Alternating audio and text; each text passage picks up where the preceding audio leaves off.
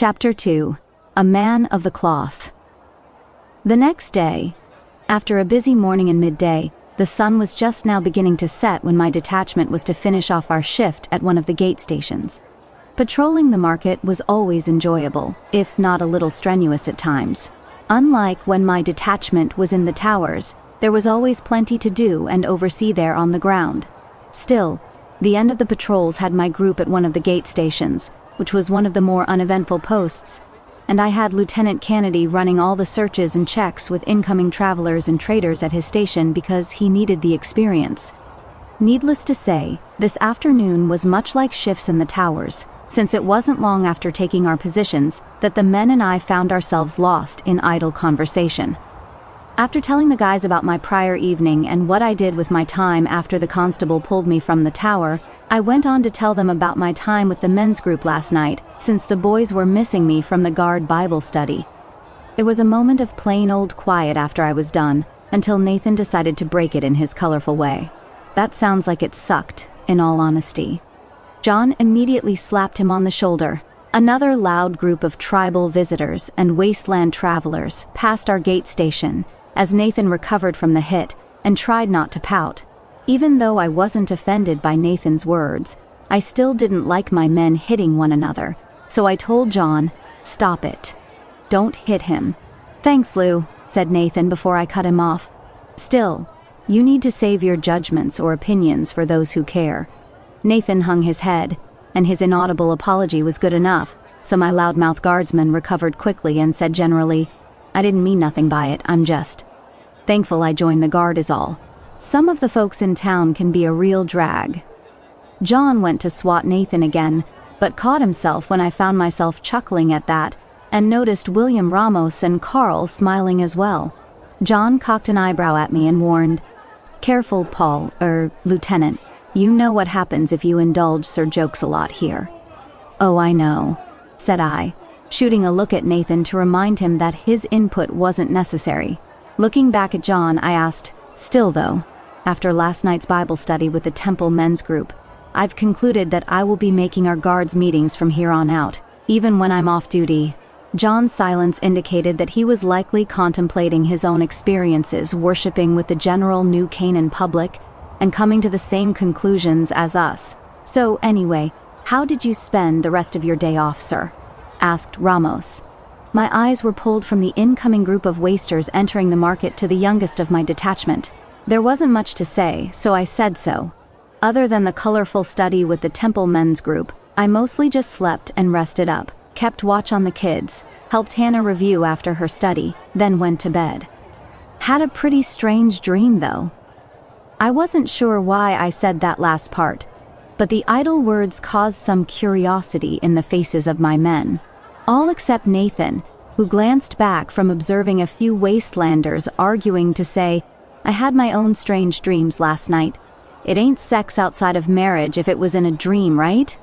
I caught the smile on Ramos and Carl's faces when I addressed the back of Nathan's head. "Perhaps Mr. Langdon can remind you of what our Lord said about entertaining lustful thoughts of women after the shift." Nathan held a thumbs up back towards us as he looked closer at the arguing wasters.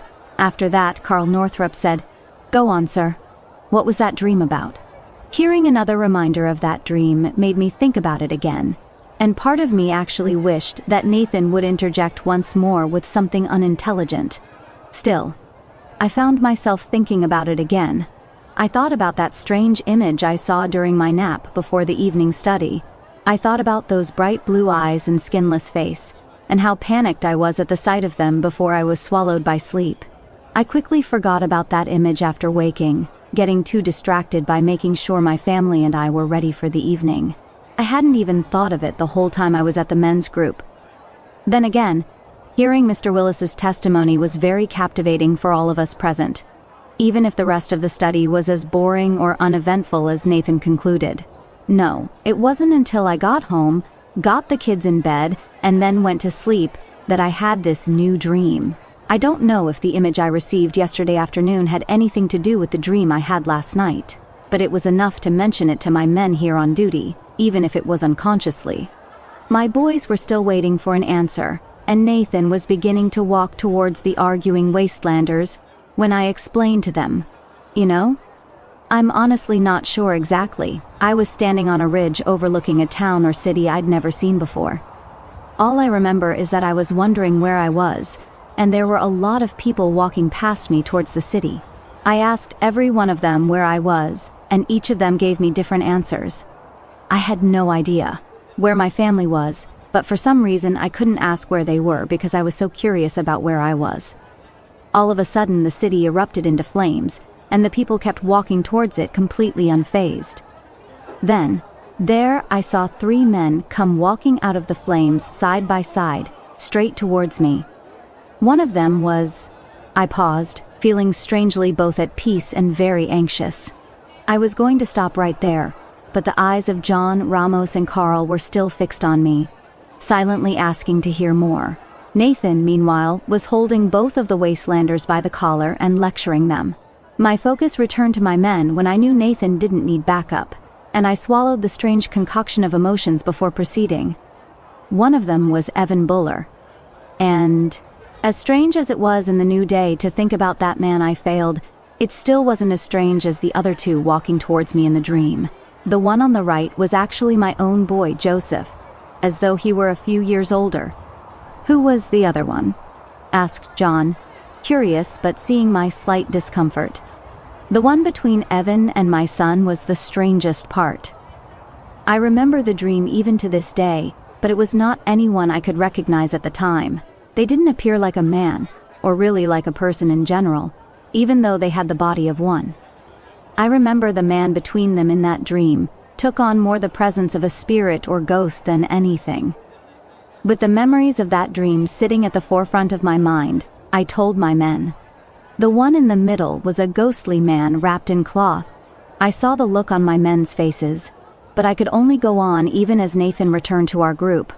All I can say is that, despite the brightness of the city on fire behind them, it was those bright blue eyes of the ghost man that were all I could see. That was it. A silence fell upon us after I was done telling my dream. All of them, including myself, were stuck in contemplation for a long moment as the market got busier around us. At last, the silence ended when John shrugged and said, "Dreams are strange," followed by Carl, "I've had some pretty weird ones too." Then Nathan returned to us and asked, "Was I one of the ones walking towards the city?" All of us turned to him, shocked he even heard that part while he was breaking up the bickering wastelanders. He looked at each of us, puzzled at our expressions, before Ramos asked him, "How did you even hear that part?" Nathan nonchalantly said, "Jesus told me," before a giant smirk grew across his face, and before anyone else could ask how he really heard that part, the sound of the chains lowering the gate began giving its deafening sound. All of our attention turned to the guard crew at the other gate station across from us, and Lieutenant Kennedy gave us a thumbs up. I returned one back, and when the gate hit the ground, the long caravan waiting on the road outside began to slowly move into the city with their enforcer escorts. Once the disturbance was seen to, my detachment turned back to our own little world behind the sandbag barricades. But before any of us could continue passing through the slow shift, I caught eyes with another enforcer coming out of the gates. I knew every enforcer in the city, but I knew this one in particular. This enforcer came to our gate station at a trot, and when he stepped through the break in the barricade, I greeted him. "Mr. Schmidt, good day to you.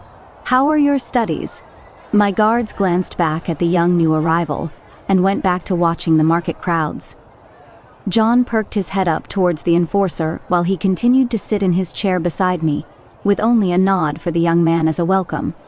The young enforcer was a new member of the guard, and even though he wasn't in my regular detachment, I was there the day we met him, and have sort of taken him under my wing during our guard studies.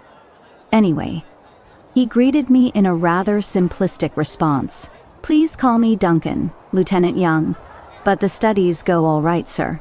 I'll admit that I missed you last night since I can't say I can make a whole lot of sense of revelations. But I have a..." John interrupted with a chuckle.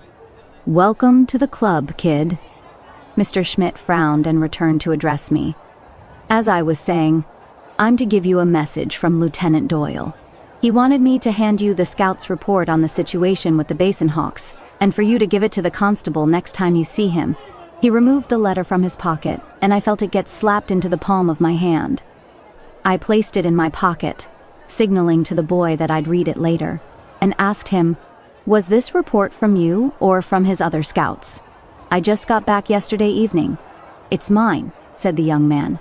Before I could say anything, Nathan said with his back to us, "Why's Doyle sending kids out there on scouting runs?"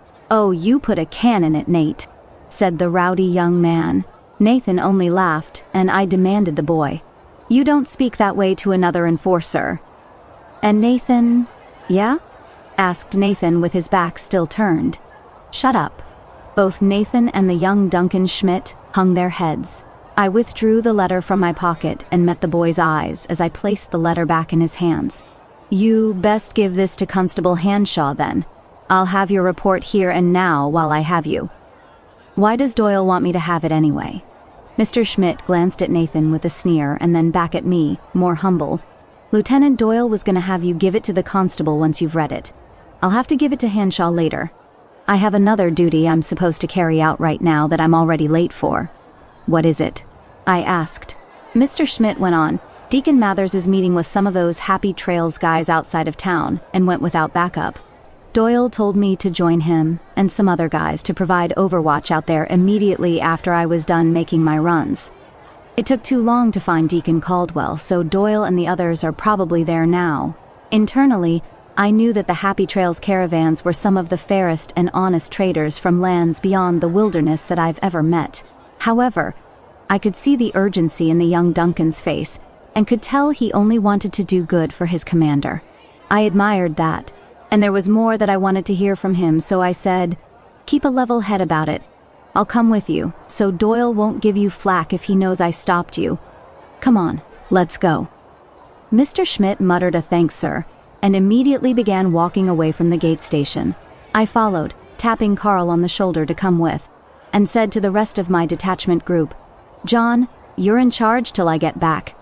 And you have my permission to hit Nathan if he annoys you." I'm sure Nathan said something in response, but the noise of travelers, traders, and tribals in the market quickly surrounded us as I caught up to Duncan with Carl by my side, bringing Duncan to a slower pace. Our walk through the market was calm as we headed south around the crowds and down the main roads. Passing the inn closest to the gates, the people were much more spaced out, so I asked the kid, "So, what's the deal with the Basin Hawks? I take it you saw something worrisome if Doyle's sending you to me?" "The letter isn't necessarily for you, sir. The letter is for you to give to the constable, remember?" said the kid. "Oh, I see. Doyle's afraid to give it to the constable himself. Well, now I'm afraid if it's bad enough to put Constable Hanshaw in a mood." "Ha!" Eyes forward, Duncan replied plainly, "I don't know if I'd say my lieutenant is afraid. I just think he wanted you to read it as well.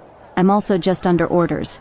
Considering what he said and why Doyle wanted my eyes to read it, I said to the kid more seriously, "You still need to answer that question. What exactly did you see down south?" Still more focused on the path out of the market, the determined boy thought for a moment before saying, "It was me and the two others who saw it. We watched the Basin Hawks for a long time and followed their war parties moving dangerously close to the Tar Walkers." "So, the peace between the two was broken?" said I, thinking about the recent worries regarding the Basin Hawks and our mentioned ally. "Not yet, I don't think. But I saw their war and hunting parties violating Tar Walker territory at 3 separate places on our 5-day trailing. Not only that, but it looked like they were sporting some far more—" He paused before adding in an unnerved tone, "worrisome equipment." I was going to ask what kind of dangerous or worrisome equipment the Basin Hawks could have gotten their hands on, remembering their homes and war parties inhabited parts of the east beyond the mountains.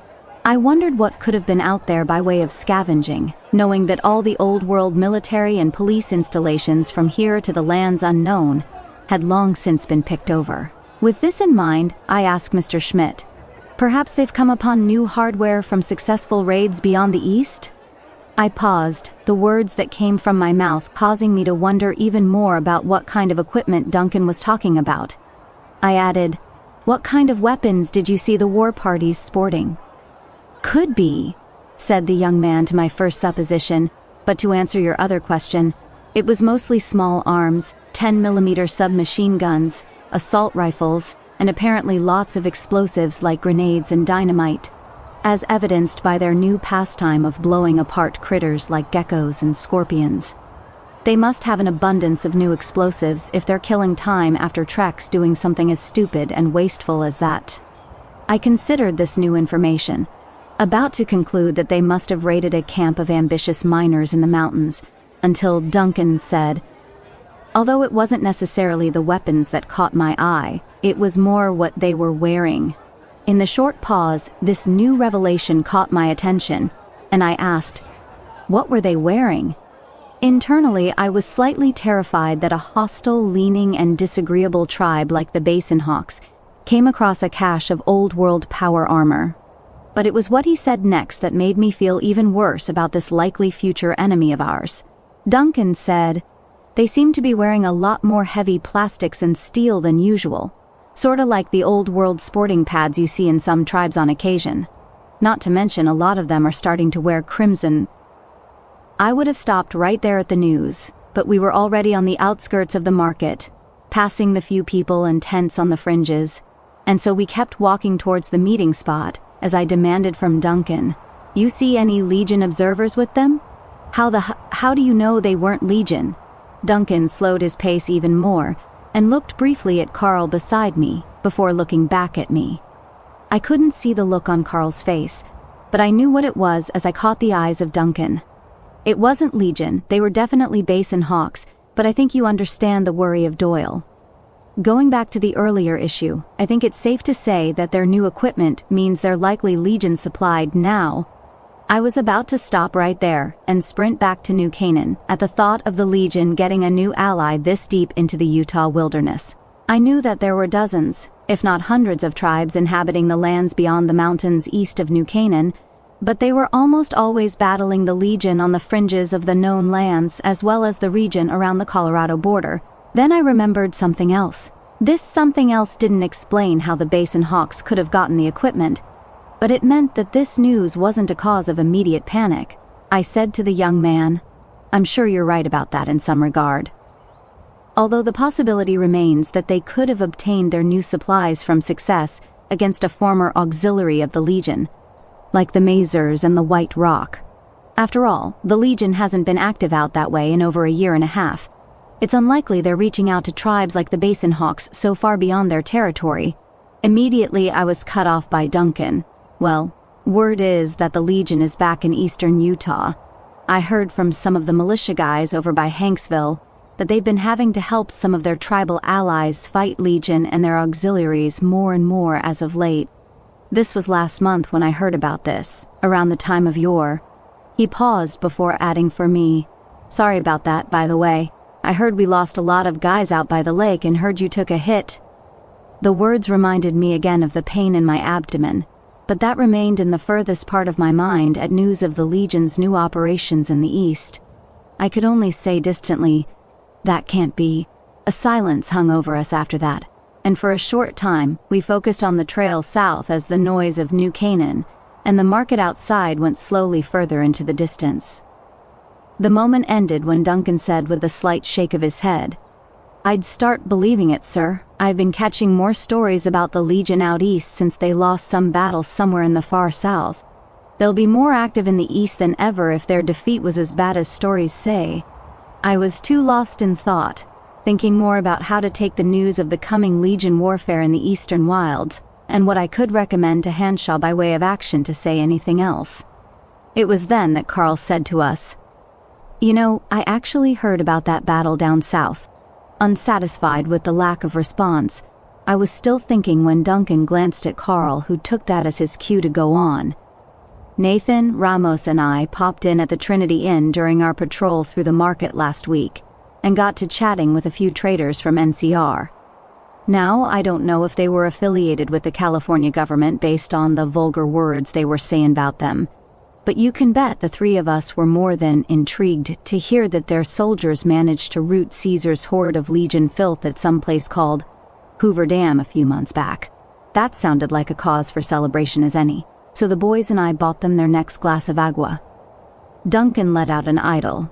That's basically what I heard too, but even though I was too focused on running over my plan of action I'd offered to the constable, the story from Carl made me connect the two stories, making me say to nobody in particular, I don't know if I'd call the Legion or Caesar's defeat at Hoover Dam a cause for celebration. If what Duncan and Doyle's other scouts said is true, it means that. Graham. For some reason, when that name, that word, left my mouth, it left a bitter aftertaste. Both me and Carl knew the name Joshua Graham intimately, so did every person born in New Canaan, but Duncan was a relatively new member to the community, as well as the New Canaan Guard, so I caught his unspoken question on the side of my head. Either way, after uttering the most unfortunate name in the minds of every New Canaanite, and before Duncan could ask who that was, I could only add, it means that Graham is going to be causing even more misery and misfortune for the tribes of the East. If anything, in order for his and Caesar's legion to regather its strength. Before I could go any further, Carl interjected, I think you're right about Legion stepping up its fight out east, but it ain't gonna be Graham leading them. I met Carl's look, seeing a not-so-hidden sense of glee in his expressionless face. Part 2 of the story we heard from those traitors says, it wasn't more than 3 months ago that Caesar himself had Graham executed. He paused. Duncan was surprised at this part, and I was even more so. Hearing that, I reflexively demanded, what? Carl went right on. Yeah, they say that Caesar was really upset by Graham losing that battle, and had his whole legion watch as Graham was set on fire and tossed into the Grand Canyon. He paused, seeing the second part of the story take its intended effect on me before concluding, funnily enough, giving Graham his long overdue was probably the first time Caesar ever performed the Lord's work. If those stories are true, at least. Duncan chuckled to himself while a smile remained on Carl's face, and I could only remind the two, death is never a cause for celebration, especially when it's one of ours, even though Duncan ceased his chuckling, and Carl immediately removed the smirk from his face. I could tell the two only did so out of obedience to me.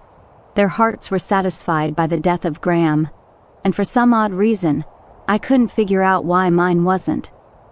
I had every reason that Carl and everyone else in the community of New Canaan did to despise the name Joshua Graham and every horrible deed associated with it, but still, the news I just heard only made me feel even more disturbed than I was with my dream last night.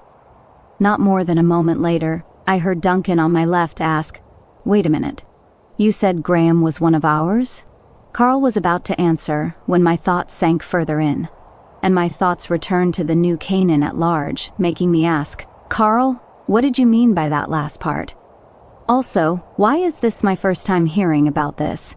Why isn't the constable or heck, or even Mordecai aware of Graham's end? I doubt there would have been a celebration, but this seems like the kind of information everyone in New Canaan should know. Carl thought to himself for a moment, probably considering the numerous conversations he'd had with the men between my injury by the lake and whenever he and the others heard the story from those traitors. After a moment, Carl answered casually, must have slipped our minds if I'm being honest. Still, you know stories from down south. He paused, and I remained locked on his face with my eyes alone, demanding a better explanation. He continued, you've heard plenty of stories that traders pick up from tribes on the way here. Nobody can prove any of them.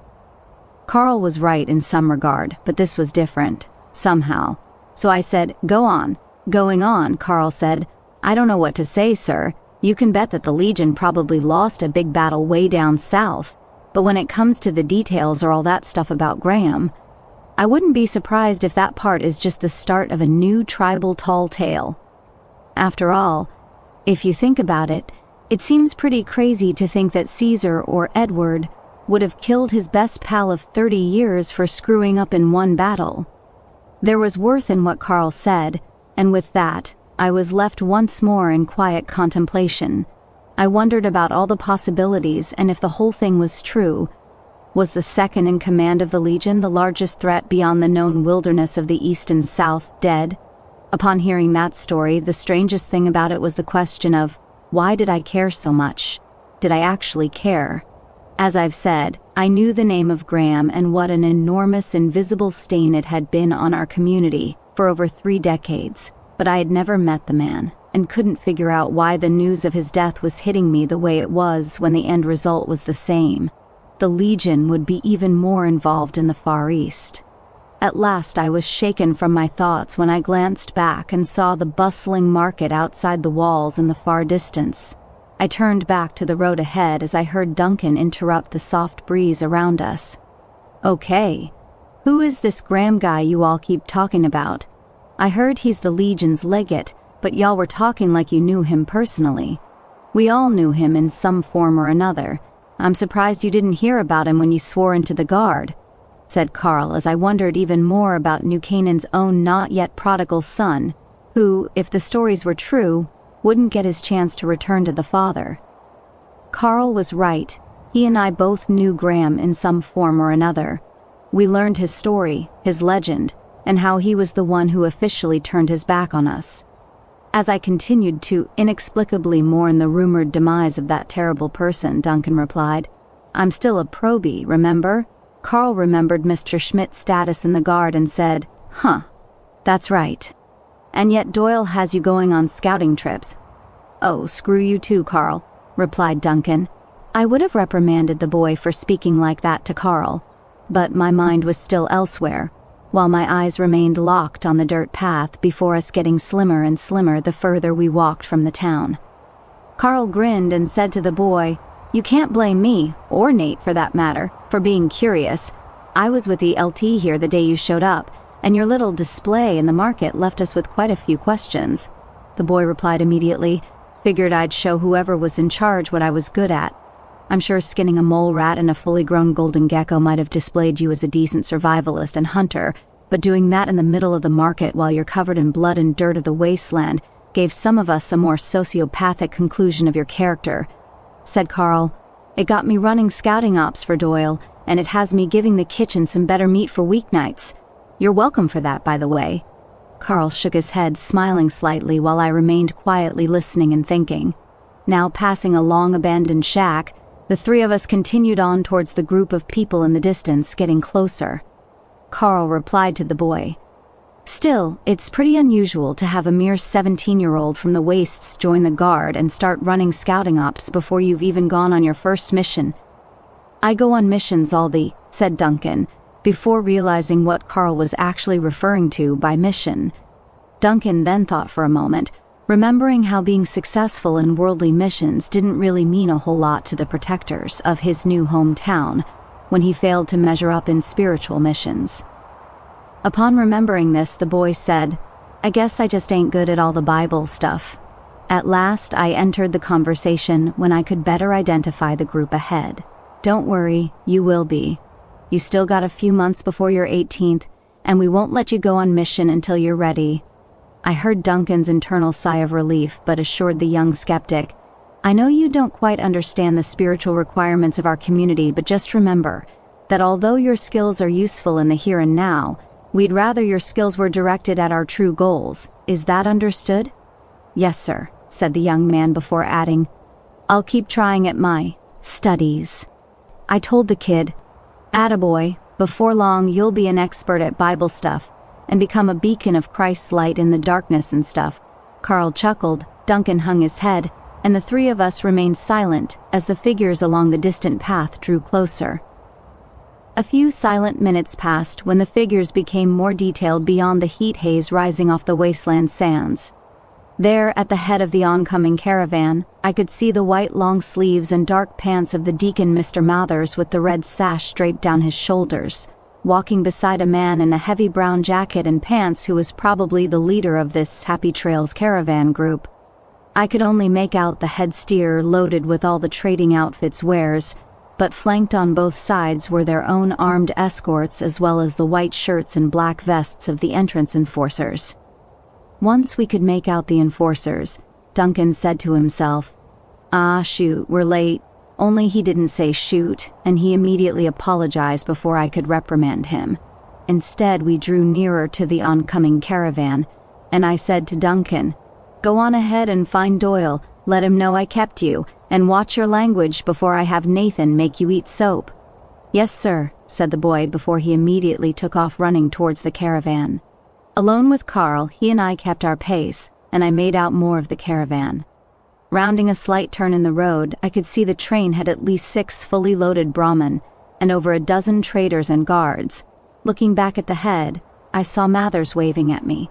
I waved back, and before we knew it, Carl and I were standing before the deacon, Mr. Mathers, and a trader from the Happy Trails group I knew, a Mr. Sam Watts. I still had a lot on my mind, but as soon as I was face to face with Mr. Mathers, all my thoughts were behind me as I reached out, shook the man's hand, and said as friendly as he made me, "Mr. Mathers, what brings you to a meeting all the way out here without backup? You nearly got a poor young guardsman in trouble." The tall, dusty-faced, middle-aged new deacon raised his pencil-thin mustache as his lips curled into a smile. He motioned for Carl and I to join his side on this stroll with the traders, and we did just that. Mr. Mathers replied, "So good to see you as well, Mr. Young. I beg the young man's pardon for any misfortune I may have brought him. Despite my intentions, it would appear my simple task outside the walls was also a tremendous inconvenience to Mr. Doyle as well." At that, I glanced back at the rest of the caravan, making notes of all the tired-looking traders as well as the guardsmen under Doyle on both flanks. Upon sight of Lieutenant Doyle, I saw him lecturing the young Duncan until he caught my eye in a glance. After which, we exchanged thumbs up, and I prayed Mr. Duncan didn't take too much flack. Carl remained silent, adjusting his grip on the Thompson machine gun over his shoulder, and we continued on with Mr. Mathers and his new company. Turning back to the deacon, I replied, "No worries, Mr. Mathers. It appears Doyle let up on the boy. As for you, though, I'd give Doyle 1 if you hadn't already, haha." The smile on Mr. Mathers' face grew slightly wider before saying, "I certainly do appreciate you guardsmen and your adherence to safety, but meeting some of our most favored traders less than a full mile beyond the wall is hardly an endeavor of the utmost security." The head trader on the deacon's right moved a bit further up and looked towards us. "You are too kind, Mr. Mathers. Happy trails, and I certainly appreciate y'all's concerns about security, but it's really no trouble, and—" The trader, Sam Watts, paused upon catching my eye. "Hey there, Paul. Thought I recognized the guy coming towards us. Wasn't sure it was you, though. How you been?" "Been a long time, hadn't it? You doing all right? I notice you're walking with a bit of a hitch in your step." I nodded at the trader. "Good to see you as well, Sam. It must have been at least 7 months since we last met, about the last time I was up this way," said Sam with some fond enthusiasm. "Before anything else," Mr. Mathers jumped in, "I was meaning to ask you about your wound, provided you don't mind. Even before yesterday, I hadn't been noticing the wound as much anymore unless I was making sudden or irregular movements. Yesterday might have been the most I've noticed it since I was patched up by the doctor, Ms. Victoria Franklin. It was usually patrol days like this one, where I was so used to moving around that I had barely noticed it and said as much to the friends around me. I hardly notice it much anymore unless I've been sitting for too long, or people bring it up." Sam caught my coyness in the last part, but Mr. Mathers was all sincere when he apologized. I told him that wasn't needed, but I was still grateful for his concern. Then Sam asked, "So you took some hits out there since we last met, huh, Paul?" I was going to answer the question in the vague way I'd grown accustomed to, but thankfully I didn't have to as Sam went right along. "Yeah, me and the gang here had some hits of our own crossing through 80s territory and a few run-ins with creatures here and there. You know how that goes. Still, the boys with me are experienced enough to avoid the trouble and trash outside of New Reno and then Bout Caliente way. Lucky them 80s were fighting those white legs when we passed through and rounded the south roads, but it didn't spare poor Jill. I tell ya, she was one fine woman, but I knew Sam Watts from Happy Trails through several interactions I've had with him over the past few years, but had difficulty remembering him exactly when I first saw him walking with Mr. Mathers. Sometimes all the traders I've met and dealt with over the years tended to blend faces and even names, but it wasn't until he started going on that I remembered who he was exactly and just how talkative he was. Mr. Mathers hopped in, I believe I'd met Jill a couple of times on your crew's previous visits. I'm sorry to hear she didn't make this trip, but rest assured that Paul and I will be praying for her." Sam Watts was about to go on when something he said previously stuck out to me, and I asked, "You said you took the South Roads to avoid the 80s and White Leg conflicts?" "Thanks for that, Mr. Mathers. Jill would have appreciated that." "Also, yes, sir, I did indeed say that," said Sam before explaining further. "They're still fighting all along the wilderness southwest of here. Happy Trails made it company policy to keep as south along Utah as possible till the 15 or so. Some groups even change courses and head down South Mojave Way just to avoid the 80s lands and skip you fellas altogether. Me, I'll take my chances in Tribalville versus heading straight to that Mojave war zone." Immediately, I asked, "You hear anything out south, out near the Mojave?" noticing Mr. Mathers raise his eyebrow at me. Sam thought for a second as the abandoned shack Carl, Duncan, and I passed earlier drew closer. When my eyes returned to Sam, he said simply, "Nothing out of the ordinary. There's still a war between NCR and Legion down there, far as I hear. Although I wouldn't know anything about that as I stick to Utah and you guys on my runs. Figure war down there is why the Rangers have been so few along the 15 as of late." "Why do you ask?" I noticed the bead of sweat that wasn't from the sun drip down Mr. Mathers' face at mention of the NCR's Rangers, but heard the question asked of me. I replied with a slight glance and pat on Carl's shoulder. "Well, Carl here says some California traders mentioned a big battle in the Mojave when they were here recently. Was just wondering if you heard anything similar." After a short moment where we could only hear the footsteps of the traders and sounds of clopping hooves behind us, Sam said, "I mean, I ain't heard nothing directly, but I think I heard about something like that back at New Reno." I again was going to inquire about what he had heard, but then Sam added, with eyes locked on Carl, "Them traders weren't with the Crimson Caravan, were they?" Carl saw the eyes on himself and replied hesitantly, I'm not sure, really. I don't think they ever said who they were with." Sam replied with a hint of skepticism, "Okay then. If they were independent, that's fine, but..." Making eyes with me and Mr. Mathers, he went on, "If you meet any Californians with the Crimson Caravan, you tell them to get. Happy Trails fought hard to earn and maintain the routes we currently use, and y'all did too. Crimson Caravanners are a bunch of cheats, liars, and... Oh, and I hear their head, Alice McLafferty is an atheist, so y'all don't want to do business with them." Mr. Mathers and I grinned at one another. With eyes focused straight ahead, Mr. Mathers replied in his usual cool manner, "All are welcome to our gates and welcome to do business with us regardless of their beliefs." I added, "Perhaps we should make it a point to reach out to this McLafferty person. After all, who better to meet with than those who don't know our Lord?" "I don't say y'all weren't warned," said Sam, oblivious to any humor in my tone. Mr. Mathers asked with a smirk, "Speaking of, when is a devout ally of New Canaan and friend of our Lord like you coming to the temple for your baptism?" Sam let out an audible, Before jumping to what was expected, we'll be in town a few days. Provided me and the gang ain't too busy loading up, I might be able to fit it in my schedule." Mr. Mathers, Carl, and I could only chuckle in response. As Sam wondered what was so funny, I'd already long forgotten where I was going with the questions I had for Sam regarding that war down in the Mojave. I asked the deacon, "So, I need to ask, why is it you decided to meet with Sam's crew out here instead of the market?"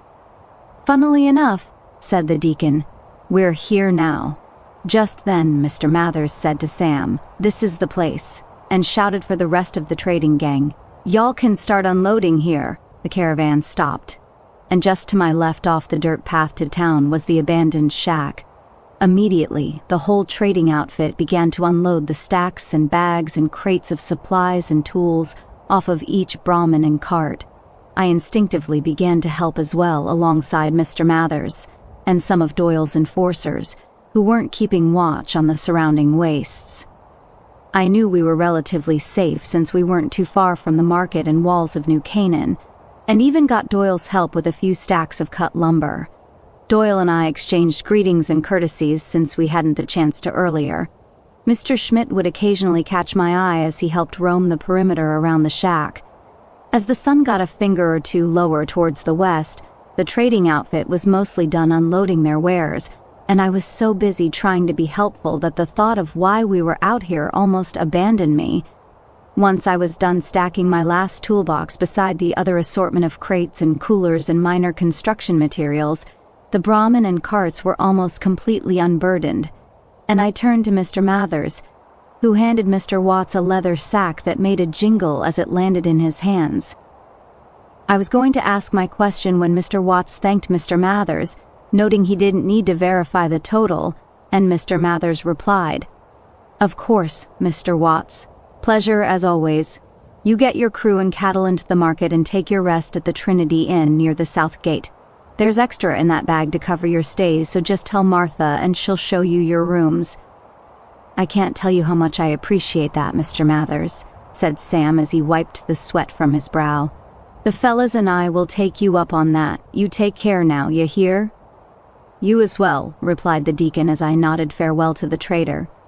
Mr. Mathers caught my eye, fluttered his shirt with one hand, then waved over Doyle with a shout, "Mr. Doyle, over here!"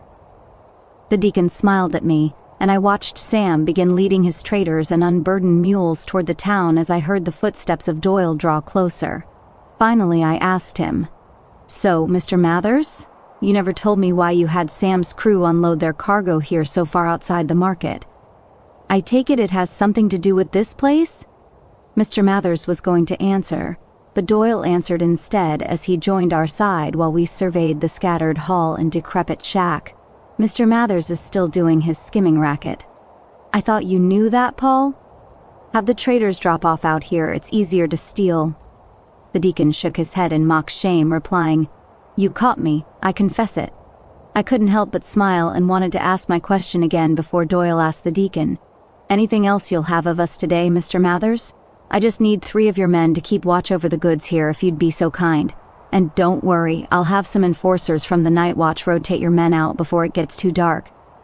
After a moment of thought, Doyle glanced at me, then replied, "All right, Mr. Mathers, that'll be fine. I gotta get back to town. My duties call me elsewhere, so forgive my departure." "Not at all," said the deacon as Doyle shouted, "Duncan, Ray, Hudson, you 3 are staying here till relief comes." The 3 enforcers under his command each replied respectively, and Doyle whistled for the rest of his enforcers to follow him. Just before leaving our company, Doyle stopped in his tracks, turned to me and asked, "By the way, Mr. Young, I had the boy, Mr. Schmidt, give you his scouting report. Would you be kind enough to peruse it and hand it off to the constable? There are details in there I'd like to discuss with you when you get back to town," said Doyle. I replied to the man coolly, "I'm already familiar with it, but I left it in the hands of your messenger. I should be out here for a while, so I can bring Duncan back to town with me. You and I can have our meeting, say, 8-ish?" "Agreed," said Doyle. "Your place?" I nodded. He returned with a thumbs up, and then began a short jog to catch up with the rest of his men walking toward town. At last, I turned to Mr. Mathers, again ready to ask my question about these supplies way out here when Carl stepped up. "You need anything else, sir?" I could only laugh. Such a simple question was on my mind, yet I could not get the time or chance to ask it. I returned to Carl. "That is all, Carl. Go on back to town. I'm going to stay out here with the deacon for a while. John's still in charge, and when your replacements reach the gate station, don't wait up, just enjoy your evening." "You got it." "I'll tell John he has permission to kill Nathan, and we'll finish out the shift change ourselves, sir," said Carl. "Attaboy," said I, before Carl left me with a smile. When at last I was alone with the deacon, I saw 2 of Doyle's enforcers roaming the area around the shack with their Thompsons in hand. Then, I saw Duncan push himself off the shack wall with his back and unsling the scoped rifle on his shoulder before he too began his casual patrol in the late afternoon sun. Finally, I looked at the deacon beside me, who was studying the shack with a giant smirk on his face, and before I could get a breath out, he said humorously, "Such a simple question you've been waiting to ask, ha. You were asking about the goods I had brought out here?" "Yes," said I with a half-serious sigh of relief.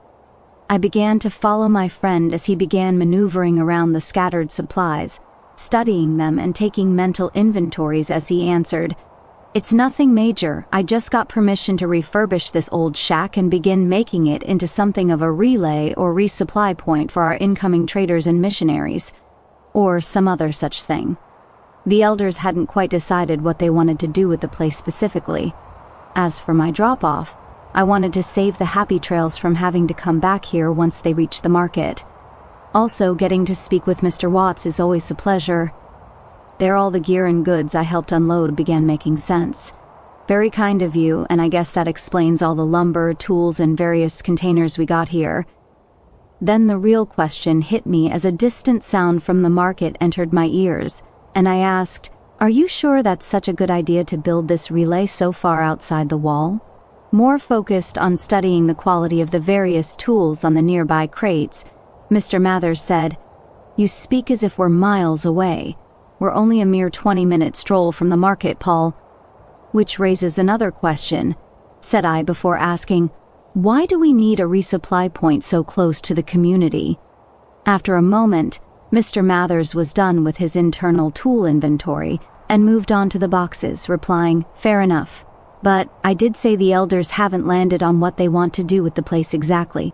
I merely asked for the permission to begin the preparations, and I received it." Looking over the rain-rusted, dust-covered, rusty shack with the caved-in roof, I looked back at the deacon and asked, "So, why did this heap of tetanus and stripped bolts catch your eye, Mr. Mathers?" Without a thought, he said, "Little ruins and abandoned homesteads like this show a lot of potential to us as well as the elders." Then, seemingly out of nowhere, he asked, "Did you know the walls of New Canaan haven't expanded in over 25 years? I thought about his question, and did in fact know that, even though I hadn't really considered it. I thought about what I saw from the roof of the tower just yesterday, the people pouring out of the temple after the sermon, and then about the incoming shipments of concrete for the temple renovation. Then I remembered what I was thinking the previous noon, and how that concrete should probably be going towards the walls. The question entered my mind again, and I replied, "Now that you mention it, yeah, I do know that. In fact, I remember the last time the north wall was completed after that expansion. 25 years ago must have been around about 19 years before you became a new Canaanite, if I reckon correctly." A smile grew on his face as he rose from a crouch and met my eyes. "I really do wish I found you all sooner, but the fact remains the same, and I admit that I too remain hopeful of the elders' vision." "And what's that?" I asked, more intrigued about this vision of the temple elders than I would have presumed. With the largest grin and most hope I'd ever seen in this man's eyes, he said, "The elders are looking to expand the bounds of New Canaan at least a mile beyond the current walls in all directions, starting with places like this." I wasn't sure why, but news of this made my heart sink. As great an idea and as possible as it was for us, with the amount of recent converts, tribal refugees, allies in the wilderness, and success we've had with the faraway traders, I couldn't quite figure out why the news from the deacon made me so inexplicably anxious. Apparently my mouth knew the reason why before my brain did, because I immediately said to him, "I'm not sure you or the elders quite understand all the threats out there, all the threats on our borders, and the ones closing in towards our walls." There it was. Memories of the ambush by the lake and the face of Evan Buller began to hover in the back of my mind as I saw Mr. Mathers' face twist from satisfaction to one of concern. I don't think it was showing, physically, but internally I began battling to keep those thoughts in the background. I couldn't remember what it was that made them go away, or appear less awful just yesterday, as I tried to think about the concern on the constable's face, the face of my wife and daughter, and the present face of Mr. Mathers. Perhaps my words just spoken came out more hostile than I intended, but after a moment, the deacon's face remained sympathetic to my internal problem as he said calmly, "I'm not sure what you mean, Paul. Me, my colleagues, the elders, and even Mordecai remain hopeful for the future." He placed a hand on my shoulder and looked down towards my wounded abdomen before asking, "You know I'm aware of your injury and the circumstances around it. but raids within our territorial bounds are nothing new. I understand if the events of that expedition brought about some new concern, but you have to know that, with my mind still struggling to keep those horrible moments of the previous month down, I found myself thinking more about the strange dream I had last night, as well as the faces of my wife and children. As strange as that was, the dual thoughts weren't comforting, especially as the deacon's words continued to enter my flooded mind until at last, I blurted out in hushed concern, "It ain't about what happened last month, Deacon." "Oh?" said Mr. Mathers, ready to listen to what else I had to say, with my thoughts darting from news about the Basin Hawks, the Legion out east, the White Legs, the 80s, and every other horrible enemy of God that sent us the heads of our missionaries in the past 2 years. I wasn't sure how to speak or what to even say. I remembered the sound of the crying widows, the screams of slaughtered children, and every battered and broken face that came to our walls in desperation after experiencing the most horrific of nightmares made real. Then my mind focused on the stories I'd just heard from Duncan and Carl about war in the far south. At last, my thoughts landed on the visions of last night and the ghostly person with the bright blue eyes walking toward me through the flames of my dream. I saw those eyes. I saw the face of Mr. Mathers, and then I felt the clarity wash over me like a calming wave from the Great Salt Lake. The memories left, and Mr. Mathers was still awaiting an answer as I said instinctively, "It's that story I heard. I believe there's something to it. Wars down south are going to set the eastern wilderness alight, and you can be certain that the wars between the 80s and White Legs will only draw the enemies closer to us." A long silence hung in the air after I was done speaking, and the deacon's face never changed. It was only his eyes that moved from my lower abdomen back to my face, where he saw that the words I spoke came not from a place of recent trauma, but from objective reality.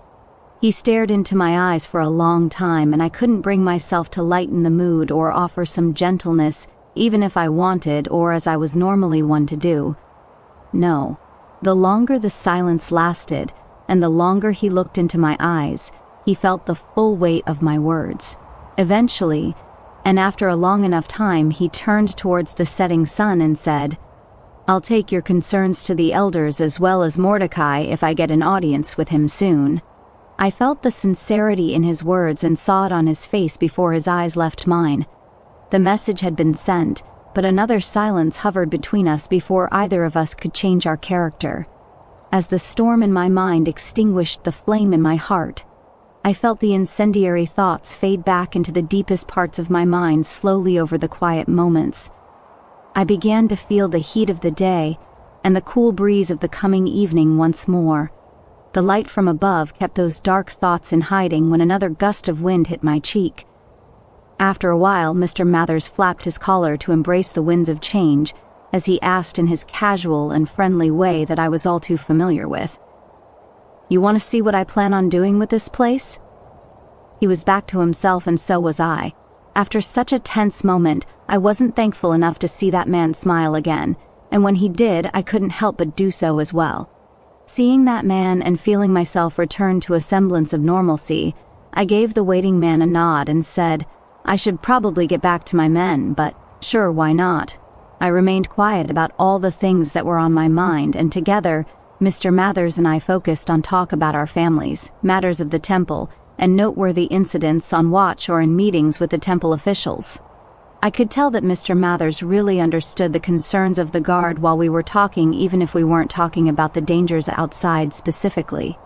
He went on showing me how he intended to fix up the structure, and all the various potential plans to turn this nothing into something. All the while, he quelled the concerns of myself and others in the guard by reiterating the fact that it would still be a long while before the elders and Mordecai's ambitions could begin to show fruit. Mr. Mathers was right when he said idly how any number of things could happen between the hopeful future and the present day, yet none of us could have imagined what the worst possible things were. Either way, the two of us went about the old homestead, and I thoroughly enjoyed my time at the side of my favorite man of the temple community. Unlike other officials of the temple, he had seen much of the world outside, and not just through missionary work. He had a very unique background that made him one of the best and most relatable members of the church any of us guardsmen had. Honestly speaking, if it wasn't for the fact that I was there the day Mr. Mathers was taken to New Canaan, he would have been my friend just because of how he treated us members of the Guard. It isn't like the Guard wasn't highly regarded in the community. It was just that the wishes and desires of the temple and Mordecai tended to supersede what the larger community had in mind. This wasn't a bad thing, as the temple only steered New Canaan in their best interpretation of the Lord's plan, but it did mean there were certain barriers to communication between us and them. Because of this, I knew without any doubt that Mr. Mathers was the bridge between the Guard and the temple, and that the concerns of men like myself, Doyle, and even the constable would be heard by them. With all of this in mind, I enjoyed the afternoon here beyond the wall with Mr. Mathers and helped him organize the supplies as the sun sank lower and lower in the west.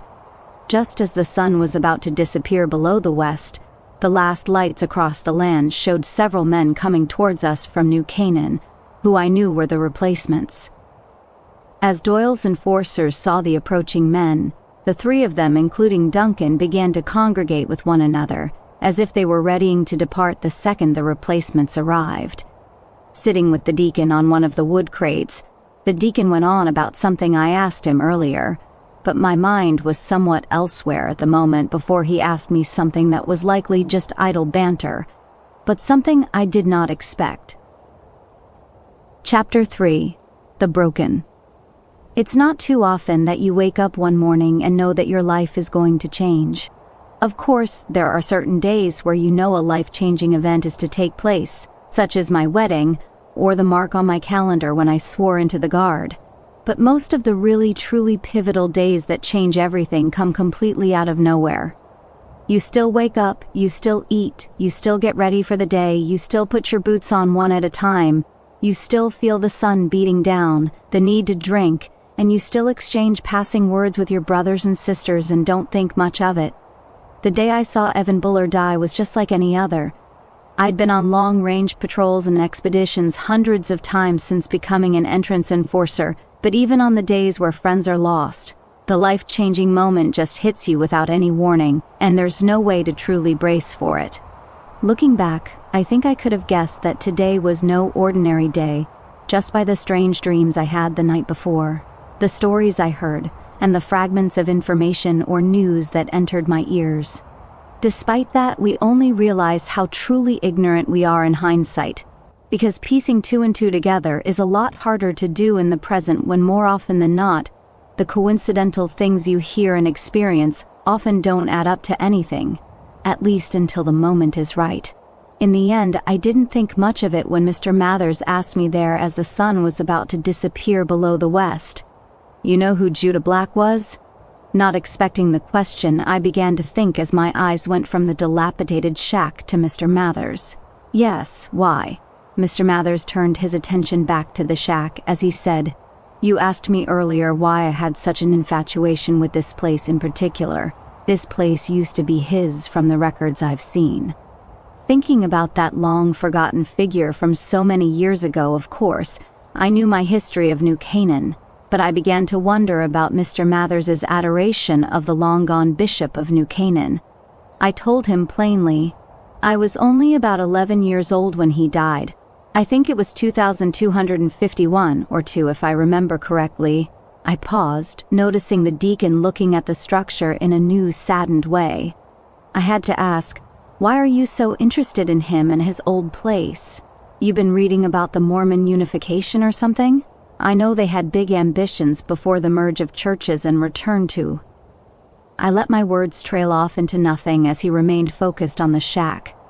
Glancing past him, I could see the replacements from the night watch were almost here, and after a moment he said to me, "Did you know he had a son?" There, I racked my brain. I hadn't known that, but I remained curious and thinking until he added with a shrug, "Well, not a biological son, but one he adopted." He remained staring at the shack as the sky became pink and darkness took over more of the land. I wanted to ask yet again why he was interested in the old leader of New Canaan, as I tried to recall everything I knew about him. But again, Judah Black was before my time. I was only 11 around the time he died and was too busy playing, going to school, and learning smithing alongside Mr. Cabot back when he too was alive. Either way, back then, I wasn't thinking much about Judah when I was so young and occupied. I did vaguely remember attending Judah Black's wake in the temple way back then. Come to think of it, that was probably the first time I'd ever seen a deceased person. As pivotal as that would have been to someone of my age at the time, and it probably was. But since then, I had seen death so many times that I couldn't even remember all the faces I've seen since. All of those faces only seemed to paint themselves as the most recent one I've seen, the face of Evan Buller. My thoughts were interrupted when Mr. Mathers went on. Judah Black raised the boy like he would of his own, had the boy learning languages of all New Canaan's neighboring tribes. Records say the kid learned tribal dialect like a supercomputer or something, and Judah saw the boy's gift as a sign he was to play a grand role in spreading the gospel to the tribes of the wilderness. Poor kid spent his whole childhood learning tribal lingual variations. Suppose that's the time to learn 'em. I hear it's easier when you're young. I tried to remember Bishop Black's son. I knew practically everyone in New Canaan today, and I certainly knew every kid of the community when I was young, but I couldn't remember Judah's son. There I began to think about all those faces I grew up with, and how many of them were gone in the present day, as well as the ones who were alive, and were long married with so many kids. Suddenly, the answer to why I couldn't remember Judah's son entered my ears. He was all grown up and gone before Judah died, so you probably don't remember him. How did he die? I asked reflexively, surprising even myself. Mr. Mathers looked to me under the pink sky. Judah? I shook my head. I don't know. I hadn't gotten that far in my research and don't even know for certain if his son died. All I know is that Judah spent the last of his days here in this shack, waiting for his son to return. I didn't know what to say. I didn't remember Judah Black all that well. I had no memory of his adopted son, and I couldn't connect two and two at the time, although, in the moment, all I could ask Mr. Mathers was, "So why are you so interested in the tragic and dilapidated legacy of Judah Black?" Then, I could hear the footsteps of the replacement guards of the night watch coming up the trail when Mr. Mathers stood himself up off the wood crate beside me saying, "I don't quite know, Paul. If I'm being completely transparent, reading about him just reminds me of some stories I heard when I was with the Desert NCR Rangers. I'm not sure why, but..." He paused. I began to wonder how his nearly forgotten old affiliation had any connection to the old leader of New Canaan from my early childhood when at last he added, "Still, I like to think his old home and our vision can help us do what only Christ can do and make the old things new." Just then, a voice from the darkness sounded, "Lieutenant Young, Doyle's boys. Your relief has arrived." I recognized the voice and raised my hand to wave at the approaching guardsmen. "Thank you kindly, boys. Make yourselves comfortable and give Lieutenant Salazar my best when you see him." I turned to see 4 enforcers under Lieutenant Salazar approaching us and dispersing around the area as Mr. Walsh of the Night Watch said again, "He already has it. Lieutenant Young, you all have a great night." My thanks were on the tip of my tongue, but Mr. Mathers spoke first, saying, "Thank you, Mr. Walsh. Mr. Young and I stacked some firewood there next to the shack for y'all to fight the cold, and thank you for doing this again. My work crew will be arriving to relieve you just before dawn," Mr. Walsh replied to the deacon, but my attention was turned towards the guards of Doyle's group when Duncan came over to me at a jog saying, "Lieutenant Young."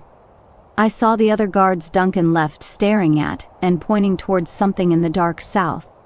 I considered it nothing and turned my attention back to Duncan as he stepped up to me. When the young man was before me, he said, "It's getting close to 8. Want me to join you at the meeting with Doyle? There are a few things I didn't tell you about my report, but I can still give it over to the constable first thing in the morning." I said, "All right," to the young man as I stood from my seat. Turning to Mr. Mathers, he was exchanging some more pleasantries with Mr. Walsh as the others started their campfire. Addressing Duncan, I said, knowing Mr. Mathers could hear, "Just head on back to town with the deacon and I. We'll discuss this further along the way. Before anything else was said, the attention of everyone around the abandoned old home of Judah Black turned to the other guards of Doyle's group shouting towards the darkness. "You there, identify yourself." Silence. I peered into the black beyond the place Doyle's men were facing and nothing returned. The world fell completely silent, and the wind slowed as the eyes of myself, Mr. Mathers, Duncan, and the members of the Night Watch stared into the night. It wasn't more than a few seconds of silence that passed, but it felt like far longer before I felt the cold wind of night once more, and my mind returned to the present. Leaving the company of Duncan and the others, I was the only one who stepped towards Doyle's other guards and joined their side with my hand on my .45 pistol. Still, no answer had come, and I stepped between the two guardsmen named Ray and Hudson. The three of us remained silent and staring into the blackness. My vision adjusted ever so slowly from the glow of the fire behind me, as the last traces of pink in the sky disappeared, giving way to even more black. We stared into the south for a long and lingering silent time, and still no reply came, nor an answer to the cause of their challenge. A few more seconds passed when the man on my left, Ray, whispered to me with the point of his finger, "You see that, Lieutenant?" I tried looking through the darkness, but I still couldn't make out anything even where he was pointing. Just then, the night completely took over, and with that came the light of the stars illuminating the wastes in their own way. Beyond the rocks in the far distance, at a distance of probably more than 200 yards, I began to see the faintest outline of a man completely shrouded in black under the night sky. I couldn't say anything else, and the figure appeared to be standing in place and facing us as it wobbled gently with the breeze. Hudson on my right raised his Thompson submachine gun up towards the figure, asking us, "Are they coming towards us?" "I can't tell." Focusing even more, the figure was not wobbling in the breeze. The person began to appear even more like they were limping towards us, and they were getting closer, mere inches with each step. As I realized this, Hudson challenged the darkness again. "Stranger, you will identify yourself or we will mark you hostile." As the voice of Hudson carried into the distance, Ray also raised his submachine gun towards the figure, and just as he did so, the black figure stopped in place, standing completely still. Suddenly, time seemed to freeze yet again, and the dream from last night flashed through my mind once more. The piercing blue light from those eyes went right through me, and immediately, the black figure in the south collapsed to the ground. Doyle's guardsmen continued to aim their weapons into the dark until the figure slumped over even further, and Hudson asked in urgency, "Should we investigate?" Immediately Ray said, "Don't be a fool. It could be an ambuscade." "Oh, just say ambush, Ray," shouted Hudson softly, before adding, "Still, Lieutenant Young, I think he's right." I couldn't turn my focus away from that slumped figure, hearing the footsteps of two men approaching when Mr. Walsh joined our group asking, "You see something out there?" "Look like a man," said Ray, pointing to the south with his gun still aimed out there. Then the other new arrival, Mr. Schmidt, asked, "Where?" "It's that figure there. Fella was coming towards us before he collapsed into those rocks." "Well, we should get down then?" "Could be aiming at us right now, and the five of us are pretty clear targets with the campfire behind us," said Duncan with urgency in his voice. Ray replied, "Nah, the guy was moving like he's injured. But Hudson and I think he could be a ploy to draw us into a trap." Mr. Walsh of the Night Watch said, "Traders and tribals never travel in the wilderness alone. I'll send one of my boys to town for backup while we stay put. We got plenty of cover in and around the shack to hold off till they arrive." Mr. Walsh turned his head and whistled towards the rest of his men by the campfire, and was about to shout for one of them to head to town for backup, when he was halted by what I did next. I don't know what it was that made me do it, but I was perfectly content with their plan to just wait out any possible ambush near the defensible shack when my legs started moving me south, into the darkness, away from the campfire, and towards the figure. They were right.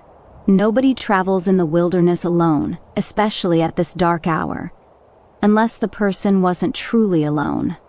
Many of our enemies have feigned being alone when their friends were hiding in the rocks, shrubs, ruins, and trees. ready to show our people what an offer of help can sometimes reward them with. Still, all of this I knew, and yet I moved further into the night and towards the fallen figure. I heard the protests behind me saying to wait for backup, to wait till morning, to at least draw my weapon, etc. And yet I didn't do any of that. Their voices seemed as though they were an echo, and still I continued on. I was not afraid of the night, the darkness, or even death itself. I knew what my true reward would be, even if the figure was only a lure to an unfortunate end. I remembered the tranquil and content version of Evan Buller's face that I saw the day before when Michelle had left my side and remembered he was with our Lord. Whether or not I would join Evan this night, I did not care as I proceeded onward. It may sound like I'm being overly dramatic with this simple walk into the night, but New Canaan in this time was in a heightened state of paranoia between all the unfortunate events I and the community at large had experienced recently. So, the possibility of this being an ambush was very real. But I still did not fear death. I had no real reason to believe this person was actually injured, but even if my mind knew that, my soul had an obligation and duty to take what we saw at its least ill-intentioned value. It was the same duty that made me bring Mr. Mathers back to New Canaan 5 years ago, when I'd seen what his rangers did to those tribals, and it was what made me bring so many others who joined the guard or community of New Canaan into our gates.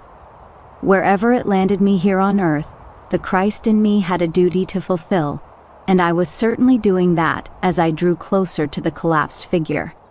My mind returned to the present when I heard the voices of Duncan, Hudson, Ray, and Walsh quietly bickering amongst themselves as they hurried to catch up to me. I still heard the occasional plea to turn back oriented towards me, but I continued to ignore it. Their pleads with me and gripes towards each other continued as they caught up and began circling me with their weapons trained in every direction, even as we stepped up to the site of the collapsed person. There, amidst a collection of waist-level rocks, I stepped up to the black figure and drew my flashlight.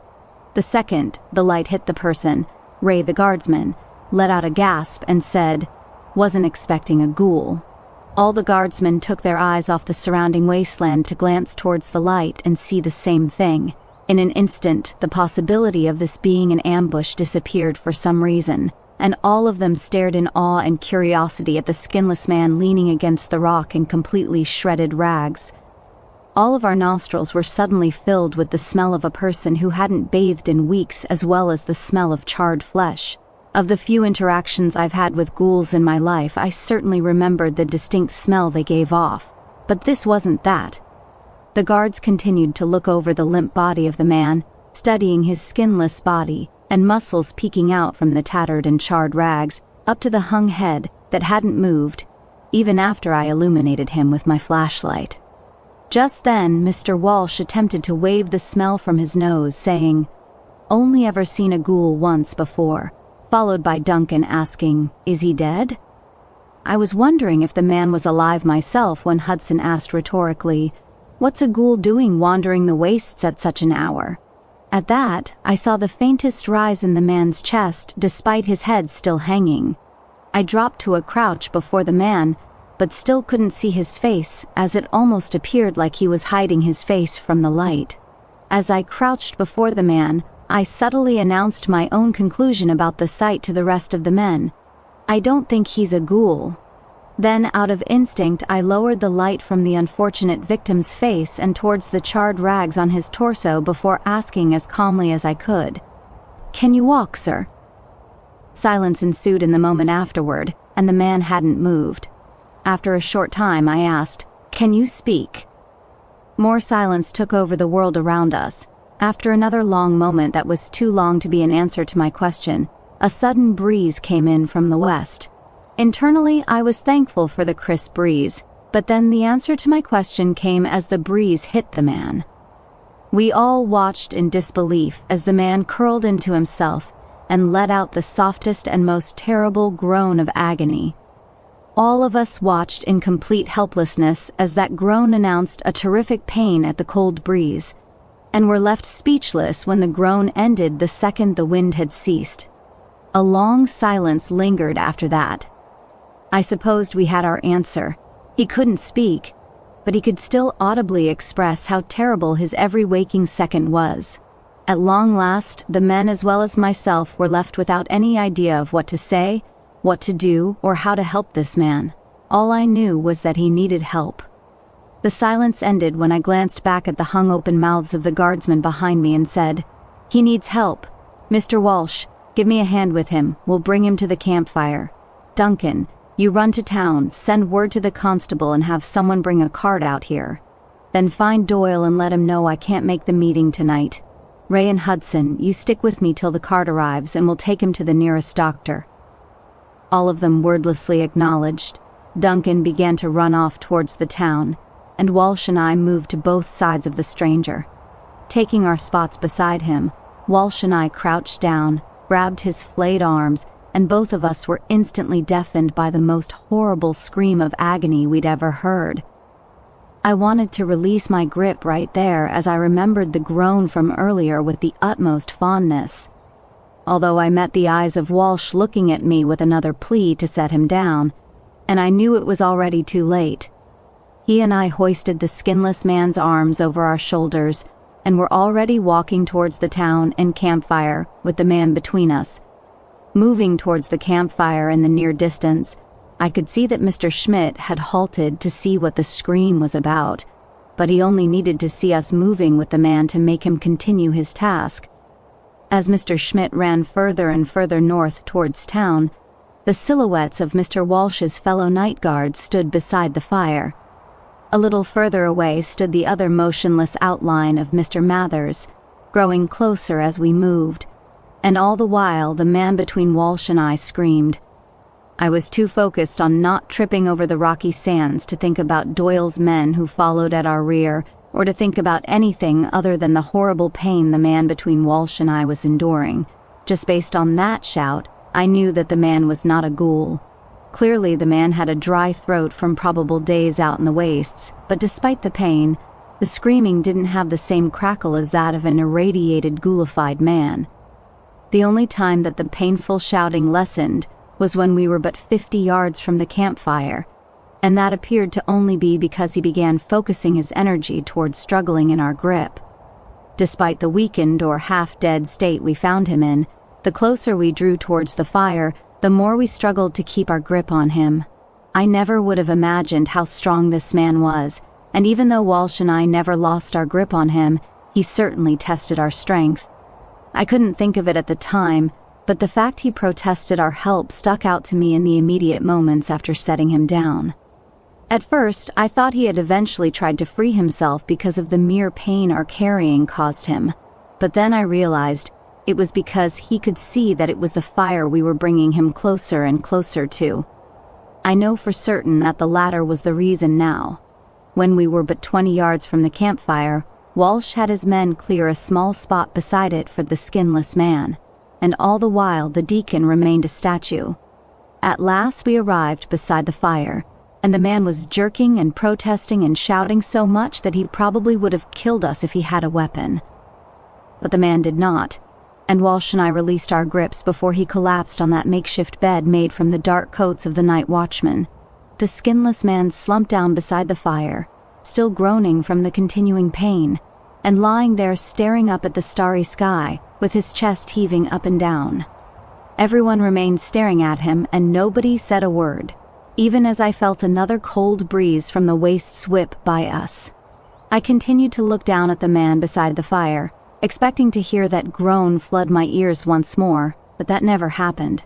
He still breathed heavily in and out, the wind only elongating his recovery until I felt the presence of Mr. Mathers come to my side. The flames flickered, and the wind hadn't let up. That chest continued to rise up and down as the man's mouth was hung open, taking breaths like each one was the one that would kill him.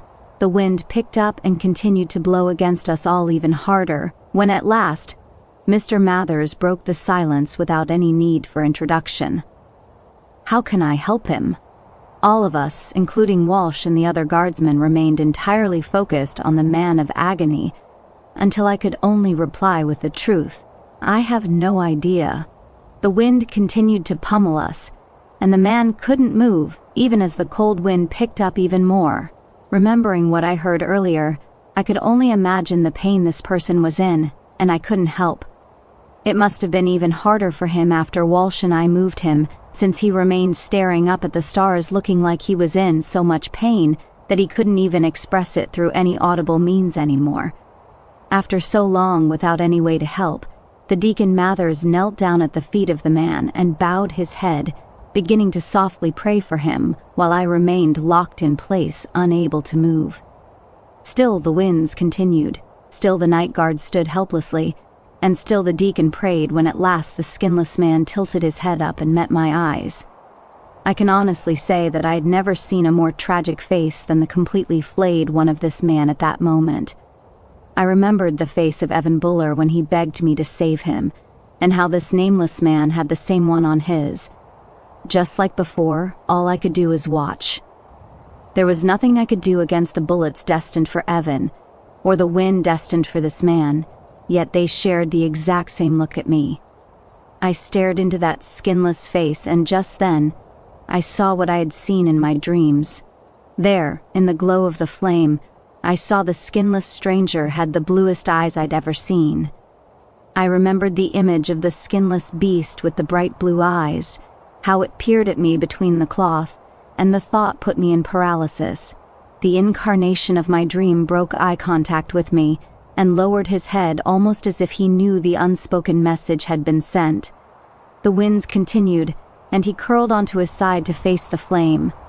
The only thing I could do was fall to my knees beside the deacon and stare at the shack door as I asked God, why this? What could this man, that dream, this day possibly mean? I couldn't think of anything else when any more I was going to ask was cut short by Mr. Walsh saying aloud, "Tony, you still got that stim, right?"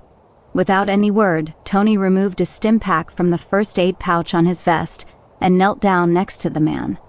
Mr. Mathers remained in deep prayer, and I remained too lost in thought staring at the shack wall and thinking about everything I couldn't understand. I wasn't really thinking about anything in particular, but I was still too shocked from this day and my dreams from the night before, as my brain could only process the image of those eyes and the sound of this man's piercing scream. I couldn't do anything, even if there were things to do, and I was too busy letting the Lord work the rest of his plans for this day to ask him about it in prayer. Tony injected the man with the serum, who gave another painful groan. The winds had died, and still the man remained staring into the flame. 20 minutes later. "So, no name or anything?"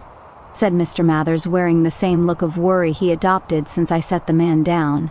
My eyes remained transfixed on the figure beside the fire, internally remarking how he had not moved 1 inch since he'd turned to face it.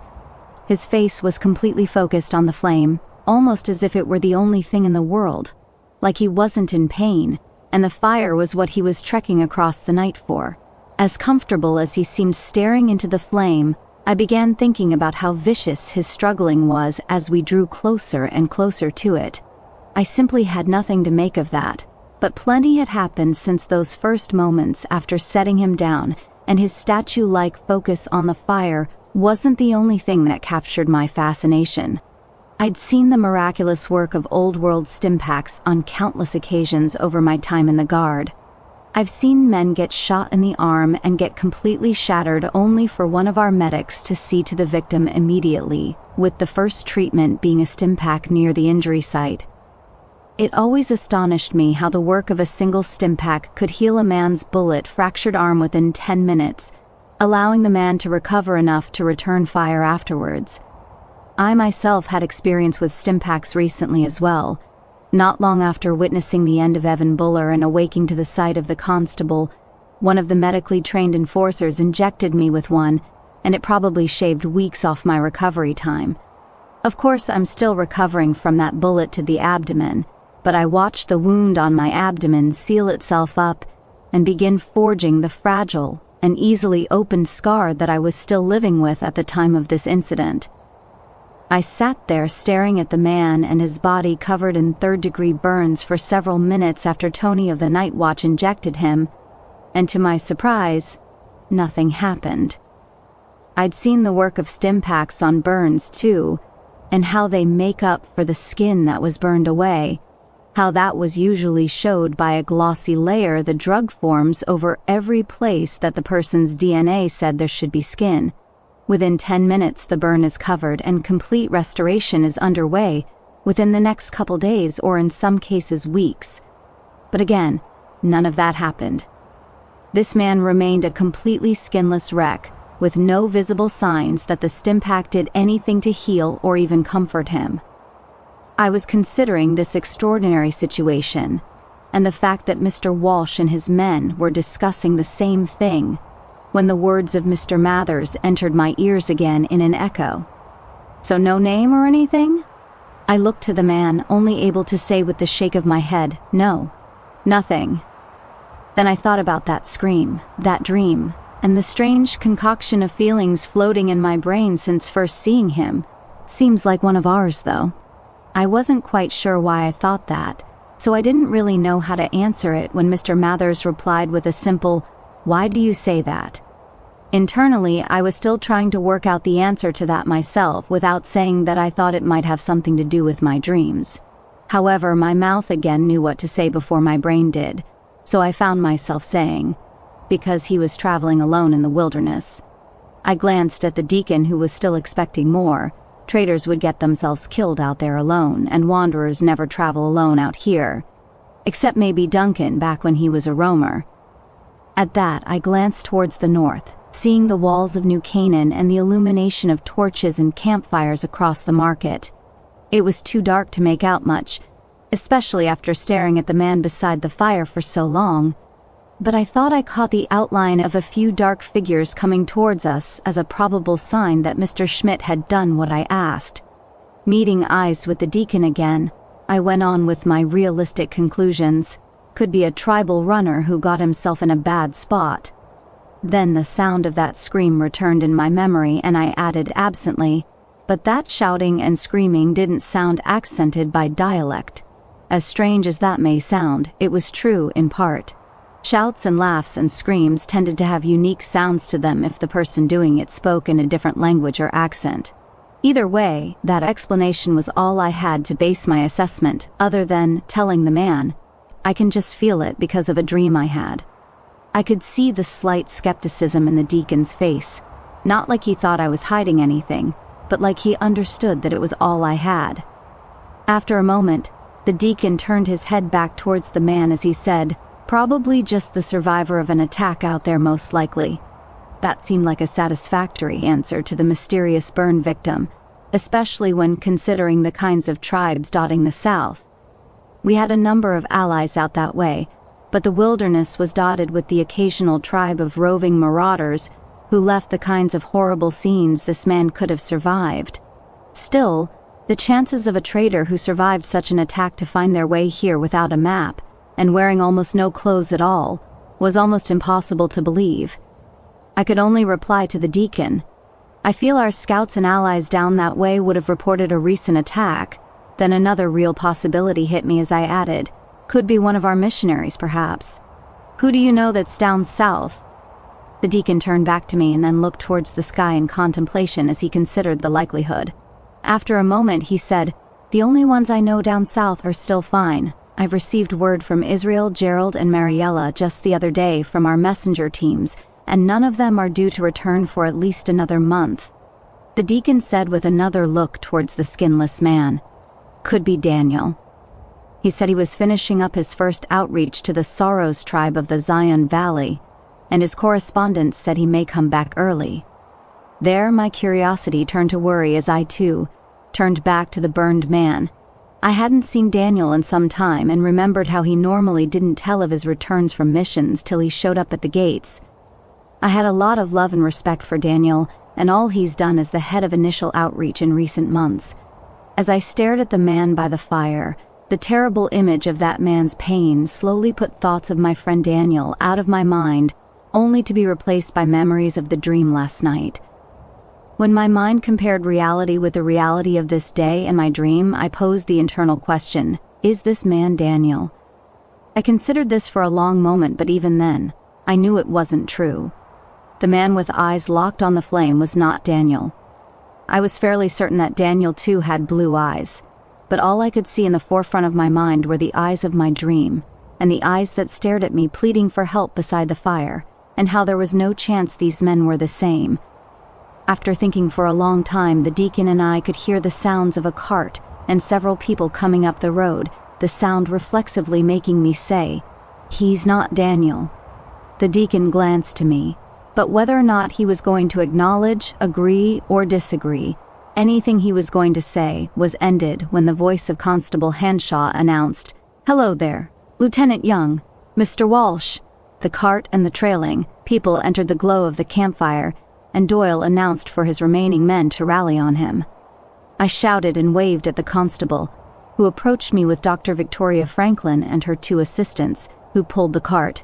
As the constable approached me, Doyle rushed by to rally with his men and told me in passing how our scheduled meeting could wait till some other time. As the giant constable entered the bright glow of the flame and shook my hands, the only words he got out were, "Mr. Young, you've had quite the return to duty after yesterday's rest," before the charming Dr. Franklin cut him off. "I see you're healing up quite nicely, Mr. Young. Is that the poor wounded soul over there?" I pointed towards the fire, and intended to reply to both the constable and Dr. Franklin, when she saw where I was pointing, and announced for her assistants, "Wheel the cart around over there, boys." The cart was moving around the crates. The constable was already exchanging pleasantries with Mr. Mathers about everything except the wounded man, and before I could even get my bearings, Mr. Walsh shouted from behind, "Lieutenant Young, mind giving me a hand with the injured fella?" Autonomously, I began moving to the fire to give Mr. Walsh a hand, scarcely hearing it when Dr. Franklin said that her assistants should be the ones doing it. Walsh brushed her off with something along the lines of, "He's most familiar with Lieutenant Young and me." Everyone seemed lost in their own little worlds in the sudden business of the doctor's arrival, when I found myself kneeling down next to the man beside the fire. I don't know where my mind was, because I must have been bracing myself for the second we picked him up and the sound that would make, but I wasn't the only one surprised when that scream didn't come. Mr. Walsh and I picked up the man, hurling his skinless arms over our shoulders, and other than a short burst of that terrible groan when we first touched him, he didn't make a sound. Mr. Walsh commented on this lack of scream, saying how he's feeling much better now, but I knew that wasn't the case when I felt that same pained look he gave me earlier, focused right on the side of my head. The whole world seemed to go in slow motion. I couldn't hear the assistants, or Dr. Franklin ushering Walsh and I towards the cart. I couldn't hear the conversations between Doyle and his guards, or the ones between the constable and Mr. Mathers, but I could see their eyes were all on us, as the only thing I could feel was the skinless man's eyes focused on my face. Rounding the stack of lumber and moving towards the cart, I stared straight ahead as I felt the skinless man's eyes leave my face for a split second, noticed the shack, and then the first words I heard him speak came from his mouth. "Judah Black." The world caught up to me in an instant, and beneath the noise of a dozen conversations happening all around, Mr. Walsh and I hoisted the man onto the back of the cart as the night guardsman asked, "Did he say something?" Reflexively, I said, "I think he said, 'my back.' As much as I knew the true words or name he said, and as much as I tried not to lie, I decided to repent for that later, knowing the answer was good enough for Mr. Walsh. As the orderlies strapped the burned man down, Mr. Walsh said to him, "Were we hurting your back there? Our apologies, but at least you're talking now, so that's good, ha! Anyway, Doc Franklin here will have you walking and talking away in no time, so sit tight and enjoy the short ride to New Canaan." Turning to me, I was paralyzed by what the burned man said, but nobody else seemed to notice since Mr. Walsh slapped me on the shoulder, saying, "You get to town, Lieutenant Young. Thanks for the help, and you tell the family I said hi." Again, I was too stunned to even reply, but the world seemed to move right along while I was stuck with the last piece of evidence that this day was no ordinary one. That man was no ordinary man, and that dream was no ordinary dream. There's no such thing as coincidence. It's only God choosing to remain anonymous in our day-to-day. The only problem is that sometimes when you tap into and start to truly see the plan that God is putting in place before your eyes, it can be too much. I needed rest. This day was too much for me, and I was the only one who could see the faintest idea of how important this evening truly was. In the end, the man was loaded onto the cart, and Miss Franklin asked me to join her back to town. The constable saw our departure and joined us with Mr. Mathers and Doyle's group by his side. I can't say I have any real memory of the walk back to town. I was walking beside the cart and trying my hardest not to look at the doctor's newest patient. The constable and Doyle talked to me, asking questions that I couldn't vocally answer, seemingly unable to piece together that I was entirely elsewhere. It seemed as though only the deacon was aware of something off about me, but he couldn't figure out what since I hadn't told him everything extraordinary about this day. I still had no idea what that dream really meant, but how could the man from my dream show up this night? The night after a day where I was given 2 separate stories I hadn't even considered till this afternoon. The story of a war down south, where a man who turned his back on God and the community of New Canaan got what he deserved, by getting burned alive for failing the abominable nation he helped found. Then the story of Judah Black, the Deacon Mather's most recent fascination, a man who died waiting for his son to return, hoping beyond all reason that the boy would find his way back. The 2 stories made a new one that only I could see during this night. A strange man emerges from the darkness to a place he recognizes but is too in pain to express, to the home of Judah Black. A victim of such a terrible fate that he survived beyond all reason after who knows how long trekking through the wilderness. A stranger who survived the complete incineration of his flesh. I knew the identity of the man that night. I would refuse to believe what I knew, going over and re-going over everything again and again along the walk back to town, knowing the answer and yet still refusing to believe what was staring right at me that night. I would suppress and suppress it, but admitting I knew the man who stumbled to our camp from out of the darkest of nights, and speaking the name I knew he carried, meant bringing forth the question of what do I do with this? All I could know with absolute certainty was that the name did not matter in this moment. I would say the name, Joshua Graham, some night soon, and even though I felt like uttering the name of the stranger would kill both me and him for some unexplained reason, keeping everything I knew inside was too much. At last, I was finally broken from my world of contemplation, just as the gate was giving its deafening sound with its lowering. I saw the constable waving to Dr. Franklin, shouting, "And have a great night, Dr. Franklin. We'll have someone check up on him in the—" "Oh my, Paul, are you okay?" Before I could even realize the words were for me, I felt the hands of Doyle removing my vest, while the constable's hands were gripping both of my shoulders. Puzzled by the apparent emergency, I couldn't even ask what was wrong before the constable said to Doyle's men, "Hudson, Ray, get some of your bandages out and tie this off." Locking eyes with me, he added, "Good Lord, Paul, you're bleeding like a faucet. What have you been doing all night?" This was all a mystery to me, after my mind was so far away for so long, but I looked down to see my abdomen and how the entire right side of my white guardsman shirt was completely soaked in blood. Doyle had finished removing my vest. He and the constable had sat me down on the curb just inside the walls of New Canaan, and Hudson was wrapping my wound, saying, "I'll get you one of my shirts to replace this one, Lieutenant Young. We're about the same size."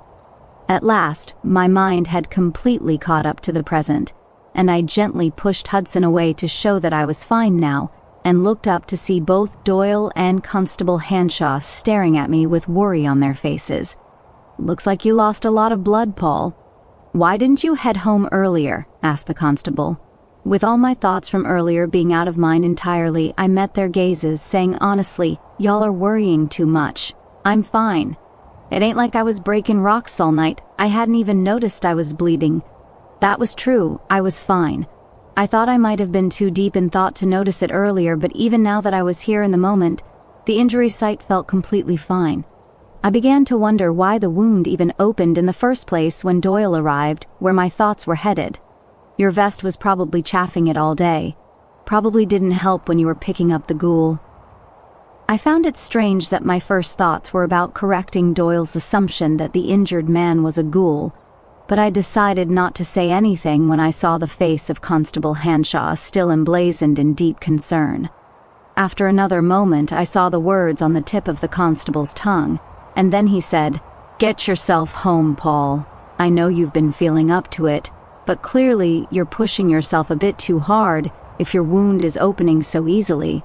I barely did anything other than patrol with my men and help carry that injured stranger today," I said immediately before I was cut off by Hanshaw. "Please don't protest, Paul, or I'll use my rank and put you on bed rest till you're completely healed." He paused. I nodded in acknowledgement, yet still puzzled by the fact that I thought I was already past this part in my healing. Remembering the stim pack given to the man and how it didn't help him, then thinking about my own experience with them, there still appeared to be no reason my injury was acting the way it was after over a month. Strange as it may sound, I started to wonder if there was a particular reason I wasn't healing normally this evening, and if it was connected to the return of that man. Before I could dwell on this for too long, the constable added, "I'll have you and your detachment do their patrol shift tomorrow as normal, but I want you to take it easy for the next few days. Mr. Mathers has some work to do in the archives tomorrow, so I want you to help him there, provided he doesn't have you lifting boxes." "That really isn't necessary, Constable," said I. "Sorry, Paul, I won't hear it. I'm giving you light duty until you're healed.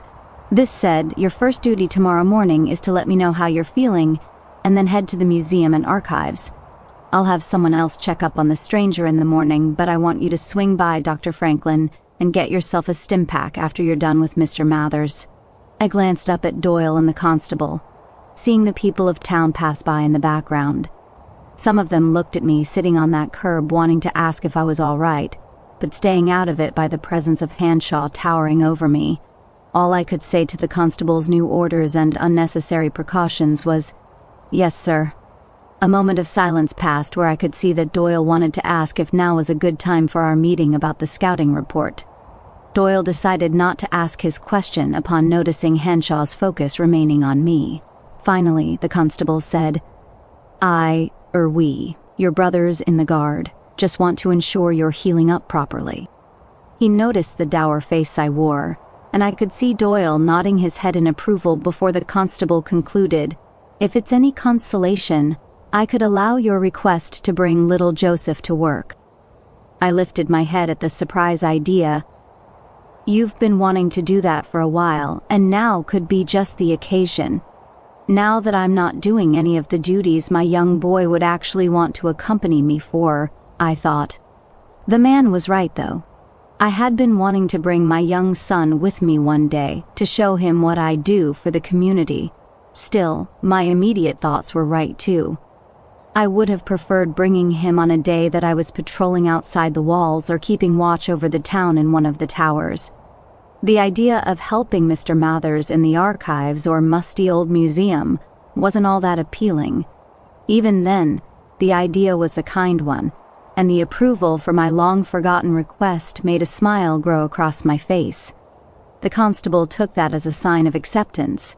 I decided to accept the light duty and stood myself up from that curb, batting away the offering hands of Doyle and Hudson as the reason for my light duty tomorrow was gone from memory. Upon standing to my feet, I said, "All right, Hanshaw, I'll do that." I shook the constable's hand, refused his offer to have Hudson help me get home, and met eyes with Doyle, wordlessly telling him to hand Duncan's report over to the constable if he hadn't already. Doyle and his men turned to one another and began to quietly talk amongst themselves as I made my way down the street towards my home on the West End with my vest in hand. I left that curb with nothing but positivity in mind, thinking about my plan for tomorrow and how much I could do in my days off duty, but the further I went, the more I began to think about the day. Roaming the dusty, vacant streets of New Canaan at this time of night caused those thoughts to return, but I couldn't think long for I was exhausted.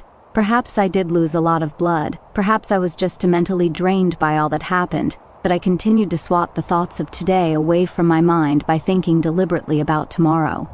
In the end, I still didn't have to think long, because soon enough, I was standing before my quaint little home and had new things to think about.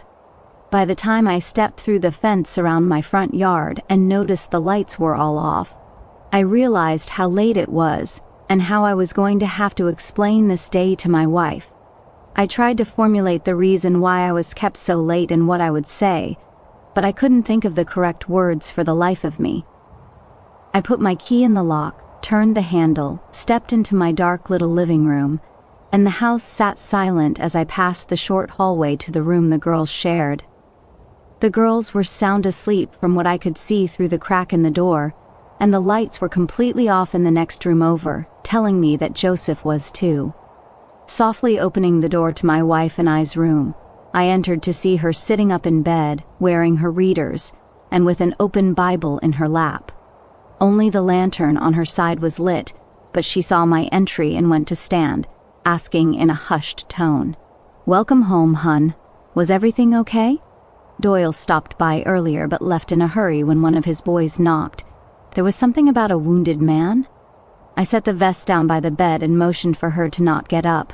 Just as I did and kicked off my boots, I was in the glow of her bedside lantern and she saw the side of my white shirt and how covered in dry blood it was. She let out an audible gasp and became frantic. It wasn't you who was injured, was it? Oh, Paul, you have to be careful," she went on, hopping up and laying down a towel on my side of the bed, since it was obvious that I had no concern for the bedding after undressing and plopping myself down on my side. She already had her little household first aid box or Joseph repair kit out and was cleaning the dried blood around the parts under Hudson's wrapping, when at last there was a pause for me to reply, "I'm fine, honey. Joshua Graham's returned."